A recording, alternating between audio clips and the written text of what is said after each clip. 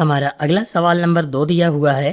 यहाँ पर कह रहा है कि यदि P, Q और R वास्तविक है तथा P not equal to Q, तब सिद्ध कीजिए कि समीकरण P माइनस Q ब्रैकेट में है x² plus 5 P plus Q x minus 2 P minus Q बराबर 0 के मूल वास्तविक और असमान हैं। तो यहाँ पर फिर से मूल जो है क्या कहा है, वास्तविक और असमान है। तो इसके लिए हमें जो है वैल्यू जो रखनी है, हम यहाँ पर फार्मूला लगाएंगे। डी की जो वैल्यू होगी वो फिर से जो है क्या होगी, ग्रेटर देन 0 से होगी। और फार्मूला हम वही लगाएंगे, डी बराबर b² माइनस 4ac वाला विविक्तिकर, जिसको हम विविक्तिकर कहते हैं। तो यहाँ पर डी बराबर फार्मूला क्या होता है, b² माइनस 4ac वाला फार्मूला लगाएंगे। इसकी साथ में तुलना करवाएंगे ax² प्लस bx और प्लस का यहाँ पर c लिखेंगे, बराबर 0 से तुलना कराएंगे। तो a की वैल्यू इतनी हो जाएगी, यानी a बराबर p माइनस q हो जाएगा।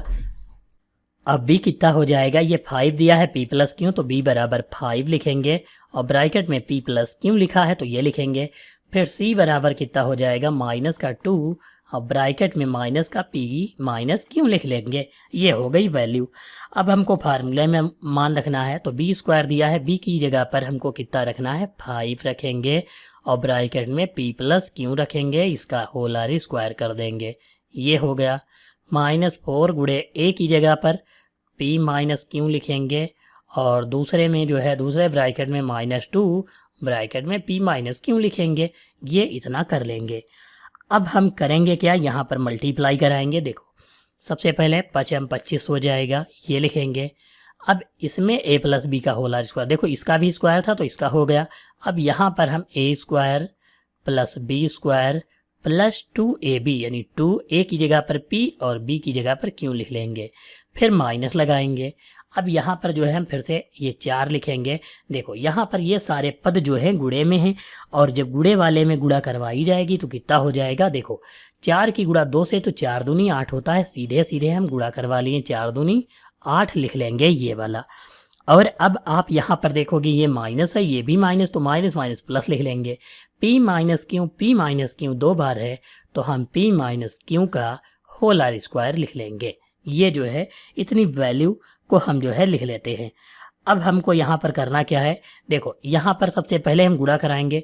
तो 25 की p स्क्वायर से गुणा तो 25p², फिर 25q², फिर 25 दूना 50 pq, ये लिख लेंगे। प्लस 8 लिखेंगे, ब्रैकेट में a माइनस बी का whole R square a² plus b² minus 2ab, यानी 2pq हो जाएगा, ये लिख लेंगे। फिर हम यहाँ पर 25p² प्लस 25q² प्लस का 50pq, ये लिखेंगे। और फिर 8 की गुणा करवा देते हैं, तो 8p² प्लस 8q² माइनस 8 दूनी 16pq हो जाएगा, ये हम लिख लेते हैं। यहाँ पर 25 और 8 दोनों जोड़ देंगे तो कितना हो जाएगा, 25 8 33 p² हो जाएगा। 25q² प्लस 8q² जोड़ देंगे तो 33q² हो जाएगा, ये लिख लेंगे। फिर 50pq से 16pq घटा देंगे, तो 50 से 16 घटाएंगे तो कितना बच जाएगा, 34 बच जाएगा, वो हम 34pq लिख लेंगे। इतना देखो यहाँ पर लिख गया। अब आप यहाँ पर समझिए, देखो इसका मतलब क्या था कि d की वैल्यू जो है ये जो है 0 से ज़्यादा होनी चाहिए। तो यहाँ पर जो है d की वैल्यू, यानी ये जो d का मान आया है, ये जो d का मान है ये 0 से जो है क्या है, ज़्यादा है। तो यहाँ पर हम लिख सकते हैं d, देखो इसको जो है या तो हम ये वाली d की वैल्यू है तो हम d ग्रेटर देन 0, इसका मतलब क्या है कि इसके मूल वास्तविक और असमान हैं। ये कथन सत्य है, सिद्ध करना था तो हम लिख सकते हैं मूल वास्तविक और असमान हैं। हाँ, सिद्ध करना था तो यहाँ पर यह कथन सिद्ध हो जाता है।